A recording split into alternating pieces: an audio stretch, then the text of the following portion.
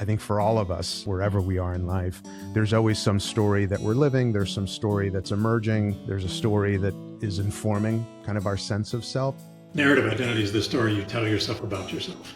It's the way in which you've curated things in the past to create this identity that's sort of stable enough to cohere. All of a sudden, it was like a book I had forgotten opened, and there was a whole set of examples and stories that I could utilize. And then it was like, oh my gosh, I do know how to do that. I can do that. Leadership boots up on identity, basically. So whatever limitations are in that story are going to show up in your leadership. Right? How do I step outside of my story of self and see it as an object? To understand it differently. I can then begin to look at, well, what are the thematic elements of this story? If this wasn't me, what would I notice about this particular person? We're all storytellers. I mean, we're kind of just, that's the way humans make meaning of the world, is through story. Well, so Betsy, let's just get started in the breakout room. So we're going to have a special guest joining us in the breakout room. Very special guest. Yes. But before we get started, I thought we could just get caught up a little bit. Now, we were together for a couple of days in, wait for it, Modena, Italy. So how awesome was that? Yeah, absolutely. When work trips take you to the Italian countryside, it really, you cannot complain too much about the travel. No, you can't. And I have to say, I mean, there were many parts of that trip that were amazing that we can go through. But one of my favorite parts was just sitting and eating at that little tiny restaurant, just with the view. The pace of time was so slow, and the arugula on the sandwich was really good. Yes. That was one of my favorite moments. Just, we walked there, we just sat there. I was like, oh, this feels so good. So I just have to comment on the last dinner that we had at, what was the name of the restaurant? Alto, which was at the top of the building. We walked in. Unbelievable. We're the only ones there. It was incredible. It was. And you had the choice of 5 or 8 courses. We were very restrained and ordered the 5. But the other thing at that dinner that I thought was so exciting and so much fun, we had so much to talk about. Remember, we paired the conversations with the courses and came up with the amazing concept of conversational sommelier. Yes. That you have to pair the right. That's it. You have to pair. The conversation has to be paired with the course. You cannot have a frivolous, light conversation with a main. No, exactly. Absolutely not. Like, if you're having catfish, you need to be talking about catfish-oriented things. Some substance. Or the level of depth. Yeah. But we nailed the conversation. And one of the things that came up in the conversation, which actually does lead me into today, was I think for both you and I, like we had Paul's future was one of the, we always love those big ones. And, Betsy as a keynote speaker, was another. And, but there was definitely this sort of theme of life changing, right? I think for both of us, my youngest son, so I have 3 children, a daughter who's 22, a 21-year-old, and now my youngest who's 18, another boy. And, he's studying in Rome. Life is tough, right? 18 studying Italian in Rome for like 4 months. So anyway, this option was not presented to me at 18, by the way. I could work construction or landscaping. Those are my 2. That was like my Rome or Venice. It's like, pick your poison, buddy. But this idea of like, they're growing up, they're moving out of the house, sort of it opens up some space and just kind of this territory of like, what's the story? There's a story that we, I think you sort of get into, particularly at least for me, when the kids were at home and they were still in high school. And even when 1 or 2 of them were starting to move out, there was still kind of a rhythm, to the house.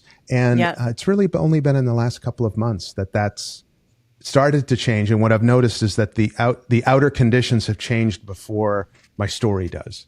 Right. And so we were talking a little bit about sort of what's that, emerging story and.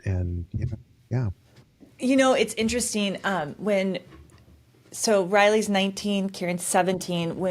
When Riley's girlfriend went to college, she's a year older. So she went to Texas. So when she left Minnesota, went to Texas, her mom called me, and that was her youngest. So they were becoming empty nesters. And she was like, I don't know kind of how to deal with that. And I was like, oh, you're in a moment of identity expansion. So you need to work on, what your identity is now. How will you be expanding that? What are the narratives around who you are? And she was like, what? And I was like, oh yeah, we should all be doing this. You should be having this conversation with your friends. Yeah. Because indeed, things are going to shift and change. And now I'm in that because Riley's, of course, in North Carolina. Kieran's a junior, so we still do have 2 years. And by the way, just a shout out to opening day today. This afternoon, we have the first scrimmage of the year. So we are baseball. beyond Just for those excited. that Baseball, yes. For those that don't yet follow the Leatherman family baseball saga. So anyway, we still have 2 years with him in the house, but you can tell that it's changing and expanding. Mike and I are going on a vacation tomorrow. We leave tomorrow, and Kieran can't go because the baseball players aren't allowed to leave. And so we're going alone. And I don't know when the last time we had a vacation alone Oh my God. was.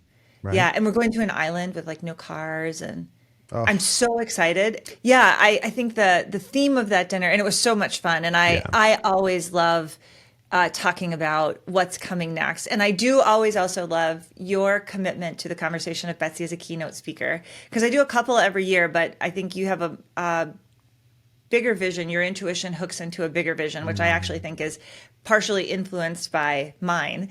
And so I love that. But I loved the conversational sommelier concept. And I think that we should basically go global with it. Like there's like how can we keep a certification doing that? Process. It's a really years of training to, I'm sorry, you've paired a difficult conversation with absolutely the wrong course. And we're going to have to start at the beginning. Yeah.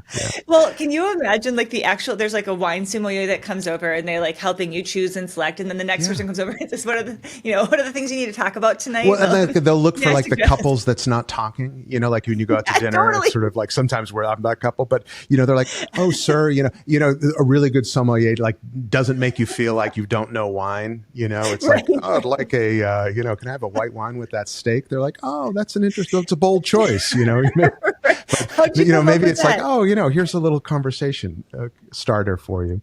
I remember one of the things that struck me coming out of the conversation, for me as well, is, and it kind of links into this with the boys in particular, starting to grow up and leaving the house. And of course, my daughter's amazing, but just thinking about my two sons and, what it means to be a father of boys, and there's a Netflix series, which I have not watched on purpose, that's out now, I think called Adolescence. Oh, right. So yeah. I haven't seen it. It's like the kind of, I can't watch that before bed.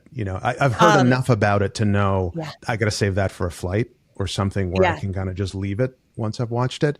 But sort of in that genre, this idea of boys, I think it's a hard time to be an adolescent. In a sense, I'm thankful that mine, I think they missed a little bit of that sort of algorithm of youth. They had phones, but there wasn't that much to do on it. There was like YouTube, but it wasn't taking kids down rabbit holes the way it is now.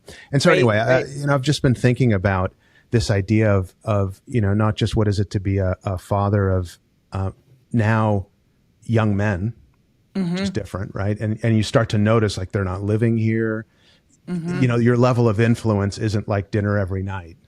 Yeah. And so I've been thinking about that and just even what does it mean, to be a man, in the world. And I think, there's a lot of reason to sort of call attention to that. And so anyway, as we think about the scripts that we're handed, that we inherit, and this sort of leads me into thinking about the guest who's about to join us is, what are the ones how do we get conscious, of the stories that are in us, that are speaking through us? And, how do you begin to gain some agency in telling new or more expanded stories? for the boys, playing baseball at the level that they do, I have worked very hard to make sure not too much of their identity is wrapped up in baseball or in success around baseball, because baseball is a game of failure, right? And when they were growing up, one of the things we loved was that indeed they were actually playing a game that would keep them very humble. And as they got older and the stakes got higher, and like when Riley got injured, the first thing I said was, remind me, who are you? And he's like, I'm a loving brother. I'm a great son. For our faith, he's like, I'm a child of God. And I happen to play baseball. And our guest today has actually counseled me quite a bit through that. One of my favorite stories of our guest is that we had a board meeting. This is years ago. The boys were like 7 and 9 maybe. And Bill called for a board meeting in August. Well, in August, all the nannies are back at school, right? And Mike was working and Nana was still working. So Bill's like, I want everybody here for a board meeting, next week or whatever. And I was like, well, I have to take the boys because there's nowhere for them to go. And so I brought the boys with me. And so during the board meeting, this board member stepped out and took them fly fishing and taught them how to fly fish. Of course he did. And yeah, of course, right? I know, like, because him, you're like, oh, well, of course that's what he did. And I was like, that was probably his most fun board meeting he ever had. Teaching the boys to fly fish. So anyway, I'm really excited that he's here today because I've been with him for a long time and he's helped watch and help me adapt my story, do that with my clients and the children. And he's kind of the world's foremost expert on narrative identity. Perfect. Well, shall we invite him into the breakout room? Absolutely. Come on into the breakout room. Thank you. Steve Athey, my friend. Good to see you. This is, when we would have a work call and like a town hall or something, and you get put into a breakout room with some colleagues, like this really is the dream breakout room. This is the one that, like, when you had, like, you're in breakout room 7 and you're like, oh my God, please let it be Betsy Leatherman and Steve Athey for the next 40 minutes. Right. And then you're like, oh, this is going to be good. This is going to be good. This is going to be good. So no expectation here, but it's good to see you, Steve. It's great to see you. But, Steve, Betsy and I were talking a little bit about narrative and story. And obviously, I think for all of us, and wherever we are in life, there's always some story that we're living. There's some story that's emerging. There's a story that is informing kind of our sense of self. So when we talk about narrative identity, and I notice for myself, I throw the term around quite a bit. Like, how do you define that? How do you think about narrative identity, and maybe specifically within kind of the context of like leadership? What is it to have a story that's rich and vibrant, and what does that give you? Yeah. I think the simplest way to think about it is just, narrative identity is the story you tell yourself about yourself. It's the way in which you've sort of curated things in the past to create this identity that's sort of stable enough to cohere. And you live through that story on a day-to-day basis. So all your attitudes, beliefs, behaviors are coming through that story, basically. So when you think about leadership, I think leadership boots up on identity, basically. It boots up on that story. So whatever limitations are in that story are going to show up in your leadership. Whatever blank spaces or capacities you haven't developed because they aren't in that story aren't going to show up in your leadership. So you might have a leader who's very task-driven, analytical, argumentative, always got to be right kind of leader who's been super successful in that story, and he or she is up against a context in which some warmth might be really helpful, but it's not a capacity that they've built on through most of their adult life. Maybe it was a capacity they had as a kid, but they sort of lost it along the way. It didn't fit into the story of self. So their work is how do I recover some of that? How do I unredact some of that warmth, caring, compassion into my story of self before I can begin to even apply it in my leadership role. So that's a simple example. I mean, the way I think about it is all of this work is about opening up the narrative landscape of the self. Giving yourself more room because that opens up the possibility. Like, there's more things that can happen from a bigger story of self, a more nuanced, a more complex story of self. It's not only the way we live through the story today in the present moment, but it's also the way in which we imagine the future. So if our story is sort of constricted or constrained, our future is also constrained. That's why so many CEO execs panic when they're about to retire, because their whole identity has been wrapped up in work. It's like, who am I going to be without work? Well, that's a huge abyss if that's the thinness of my story of self, right? Yeah.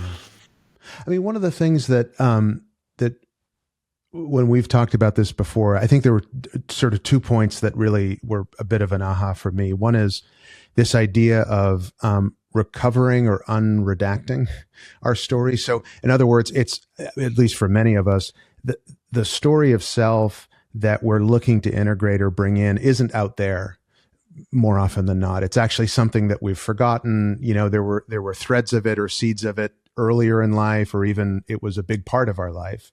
And for whatever reason, we sort of put it to the side, maybe for good reason, you know, at a certain point in our career. But this idea of, you know, how do you recover, you know, a bit that landscape. And then the other, and it was interesting, I was talking to someone about narrative identity this week. And what I realized was I hadn't made it clear that what we weren't talking about was the story that you have to externally tell about yourself. Right. Because there was this sort of sense of like, well, you know, there's things that are private and things are contextual, and the story of myself that I might tell to a colleague is different than, you know, my partner. And but I think primarily what you're talking about is what's the inner narrative. So it may never be spoken out loud, but it's still a very rich and vibrant story that either consciously or unconsciously really influences how we lead, how we live, you know, how we role model things. You know, I remember a conversation Steve and I were having as I was working through my driven, perfect, reactive, and as I was trying to shift that identity and just the desire for action. And I remember this was years ago. This is probably 8 to 10 years ago. And Steve asked me, do you have another? He's like, I know I've heard all the stories about the way in which driven has served you. And I've heard the stories about how you work harder than others. And you did that historically. I'm just curious if you have another story about a time when you actually didn't do that. Do you have a story about being more passive? And it took me a minute. And then all of a sudden, it was like a book I had forgotten opened. And there was a whole set of examples and stories that I could utilize of me actually not being driven and me relating to others and connecting with others as just a means to have like a stability. And all of a sudden I was like, oh, this is like a whole other part of me I had kind of forgotten. And I love the notion of redacted, because it's like, oh, we'll just redact all the things that don't align with driven and perfect. And then it was like unredacted. It was like, oh my gosh, I do know how to do that. I can do that. And then, you know, think about as you're trying to grow and scale a business, that part of that story is also very, very useful. To let other people take things and run with them, to be comfortable, really comfortable and happy with that happening.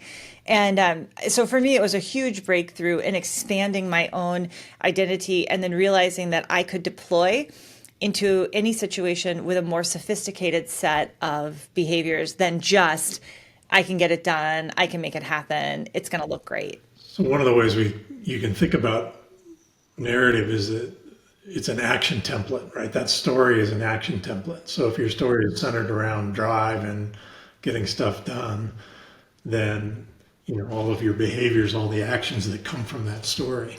I sort of like that description of, you know, how do you interrogate then those action templates that you've got that are built into your story or that come from that story. And you opened up a new book, and that's got a whole different set of action templates to it, right? Mm-hmm. Yeah. So, Steve, I know you've been starting to run workshops to train coaches and you know, others in sort of how to work with this set of principles, these set of practices.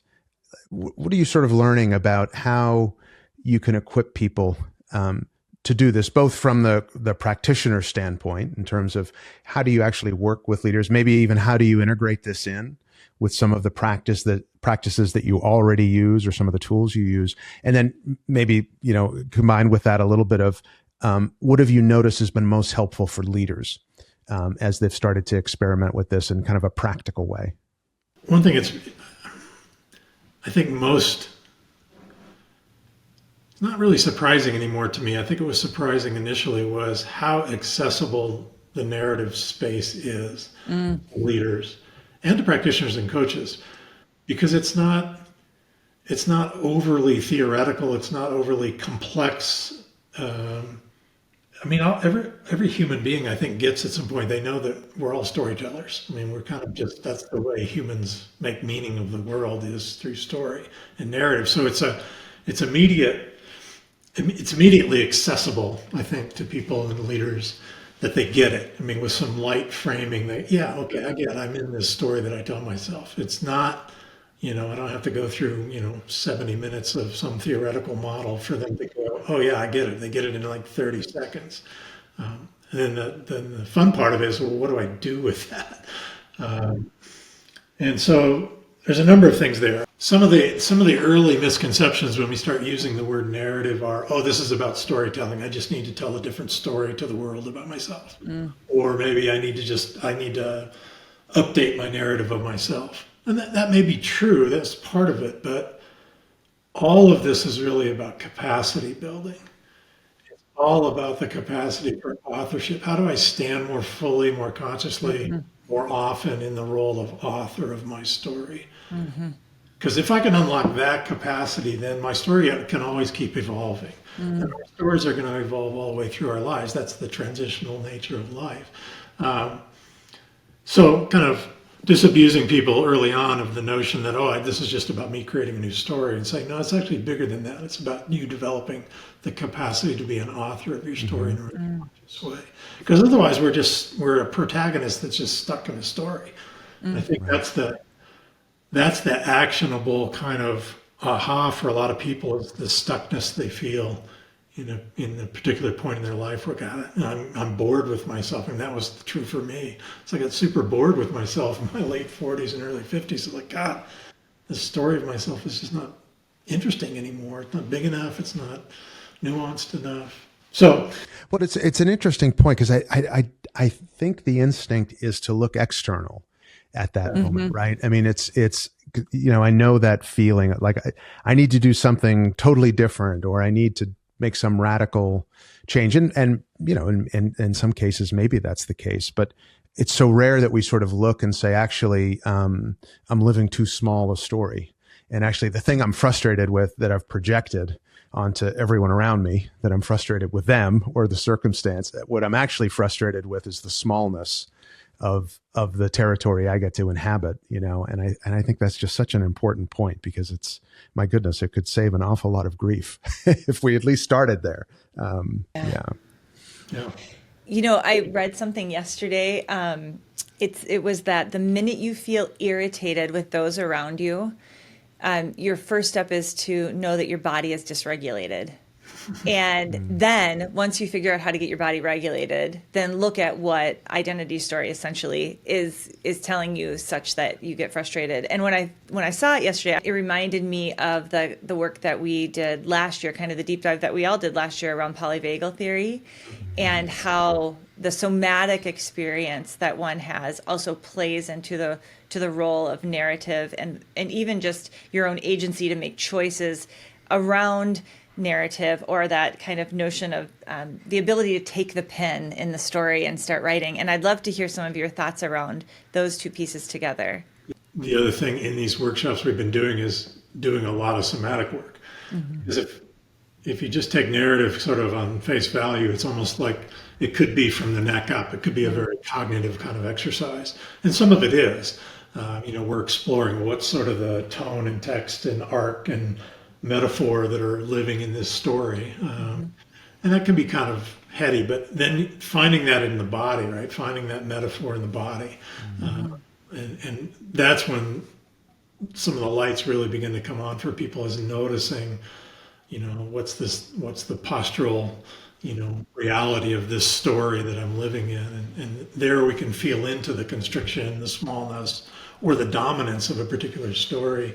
So lots of somatic work, lots of experiential work. I mean, the starting place for all this is taking story as object, right? How do I step outside of my story of self and see it as an object, right? Because then I can begin to understand it differently. I can then begin to look at, well, what are the thematic elements of this story? It's almost a third person move, right? If this wasn't me, what would I notice about this particular person through this particular story? Have there been any practices that you've found helpful or that you suggest? I don't know, journaling, other things that are, for someone who's maybe getting started with just even starting to notice that there's a story there, and sort of how do I begin to, pull the thread on what are some of those storylines? Like what would be an interesting way to get started with that? Yeah, I think once you've sort of landed this capacity to see story as separate from, story as object, which is a thing you can do pretty quickly. I mean, it's not like it takes, you can do that in a couple of seconds. But some questions I think are initially really helpful are questions like, who do I get to be in this story? Because that also invites the question of who don't I get to be in this story, right? Yeah. So Betsy's story about drive and action was, I get to be that person, but I don't get to be this quiet, contemplative girl on the beach, right?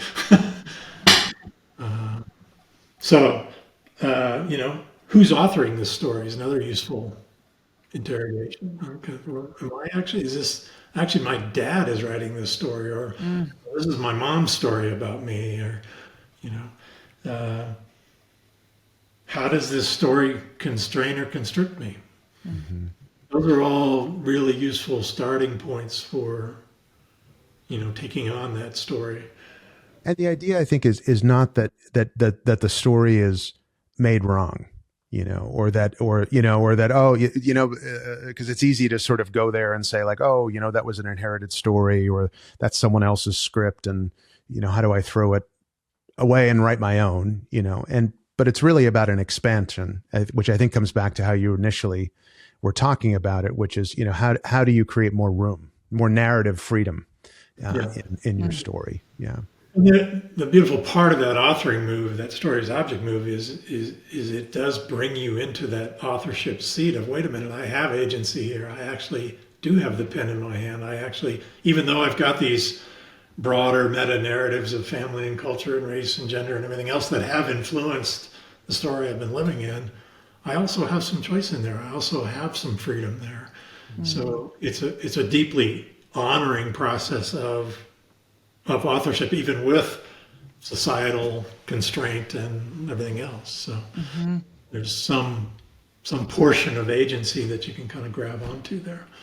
It's very interesting for me to hear about this notion of story and the somatic nature of it. One of the things that we know from research is, if you take lab rats as an example, and you take two groups and you do a loud bang for both, and one of them gets shocked.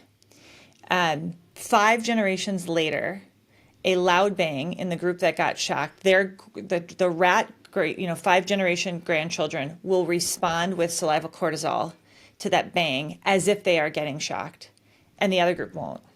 And so we know that some of the stories and things that happen actually live in DNA. We know that.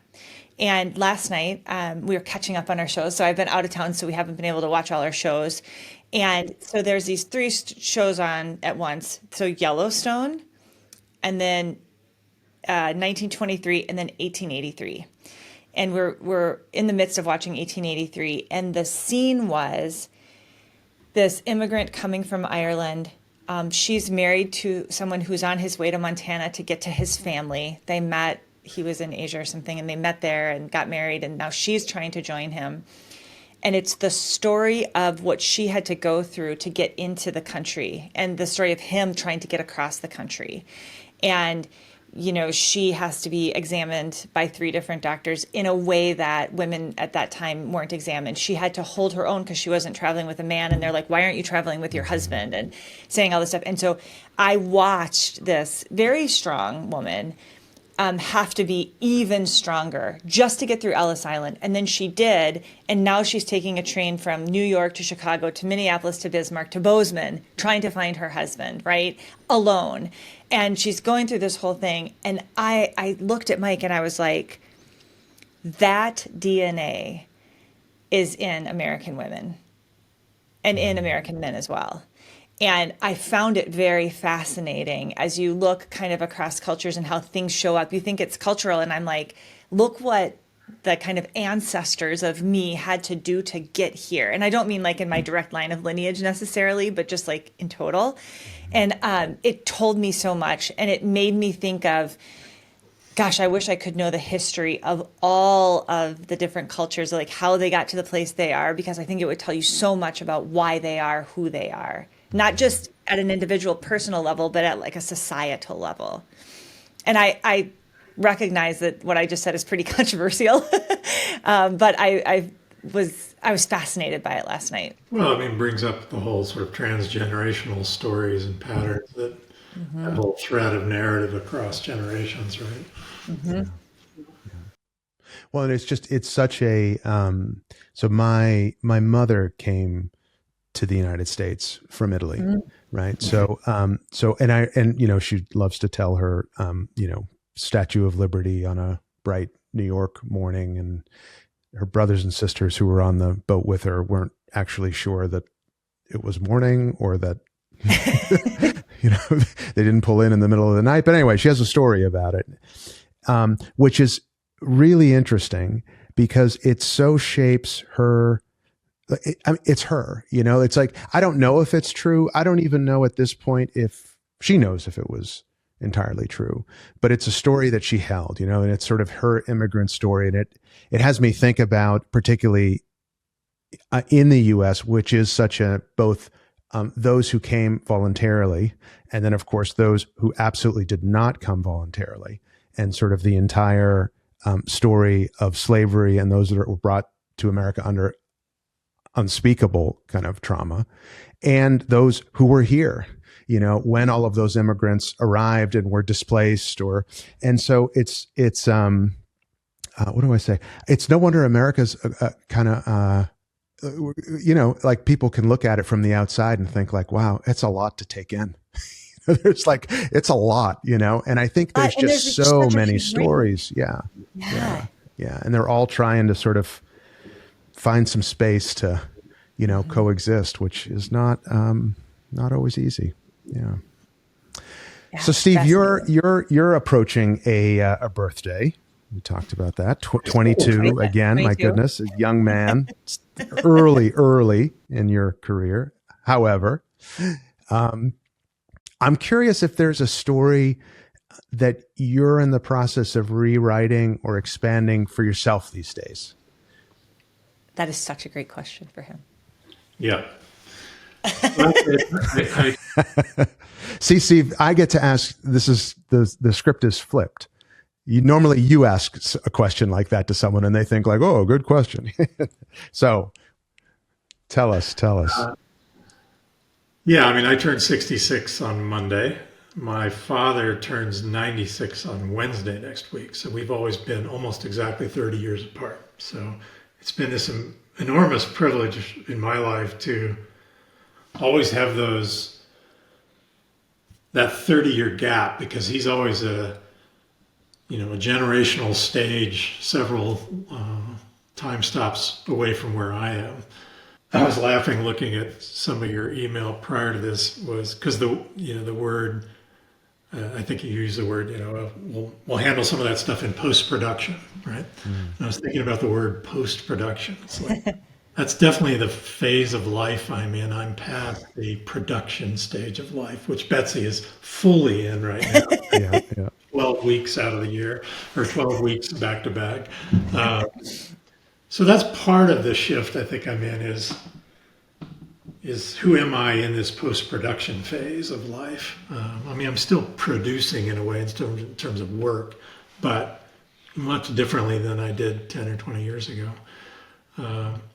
The other thing I think that has come up thematically for me over the last probably 8, 10 years is the notion of elderhood. Well, if this is the next stage for me, then who is that guy? Who is, Steve playing into the story of an elder? And I think that's played out in lots of interesting ways over the last decade of shifts in the way in which I'm in relationship with people at work and the conversations. I mean, the conversations that the three of us have had over the last decade is an example of that. Shifting more to practitioner work, doing client work still, but doing a lot of practitioner coaching and teaching has been part of that move. We're not yet grandparents, but soon. So feeling into what that space looks like, feels like, what would it be to inhabit that space as a grandfather? I think all of that's the shift I'm in, transitionally. And then when I think about my dad and I think about that word post-production, most of what he's still super sharp cognitively, and physically healthy. So most of his aperture is pointed towards the past, right? There's not he knows he's not going to live probably another 4 or 5 years probably, but so, it's looking in a post-production way about making sense of his life, still making meaning of who he is now, who he was in the past. He lost his wife of 73 years a couple of years ago, and who am I now without her? And he's in all of that exploration. I think this last shift has been about connection. That's what's most important to me, whether it's me connecting more deeply with the people I love, with the practitioner world, with the leaders I'm working with, whether it's connecting more deeply to myself. I think a lot of it for me is connection to the places that I love. Spending lots of time outdoors in the environments that are really special to me. And so to me, it's been a shift towards more connection. I appreciate that. Well, I have been the benefactor, and I know Paul has too. One of the things I always love, like if I have a really good conversation with Paul and we're thinking about like identity expansion and we're like doing all this stuff, I know within 2 hours, without even reaching out to you, I'll get a call from you. It's like there's something in the air and you're just connected and you're like, oh, I should check in with Betsy. And I'm like, you're never going to believe this. I was just talking to Paul about this. And you're like, I know. I love that part. It's like one of my favorite things. So I greatly appreciate it. Yeah. Well, you're definitely doing connection. So I don't know you when that wasn't my experience of you, but I know myself when it wasn't my experience of me. And I remember now we're going back years, 5 years, 6 years. And we started talking about this identity expansion. And I think we were both sort of intrigued by the idea of connection. I'm sort of pathologically independent with things. And yet I realize all of my best work, all of my best experiences are always with people. And yet I'm constantly trying to convince myself that I'm better by myself, which it's clearly the evidence does not demonstrate. And then we started, at your prompting, the relationship experiment, which I still feel like at some point needs to become an article or a course. Because I do think, and maybe I'll speak for myself, I don't want to speak for men generally, but so many of the relationships you're in as a man tend to be very contextual. So you can be in relationship with your teammates or your classmates, or there's people you work with. And sort of it takes on over time, at least for me, it takes on this sort of transactional quality, which is, I sort of had forgotten what it was to just like, you just call someone to say hello and see what happens. It's like, if you need something from me, I'm the first one I'll call. I'm happy to help. Or if I need something from you, but absent sort of a specific context, I don't quite know what to do with it, And you encouraged us to have this relationship experiment, which I think and it went on for years, but which about every week, every 2 weeks, one of us would just call the other. We never scheduled it. If we were available, we'd pick up. And I remember it was always just a, hey, what's going on? You know, you planning any trips? Like getting on your bike, you know? So it was so simple. And yet at the same time, it was, you know, it was pretty profound. And so anyway, that sort of invitation to connection and being in relationship has, you know, been such a big part of my own expansion these last couple of years. Yeah. Good.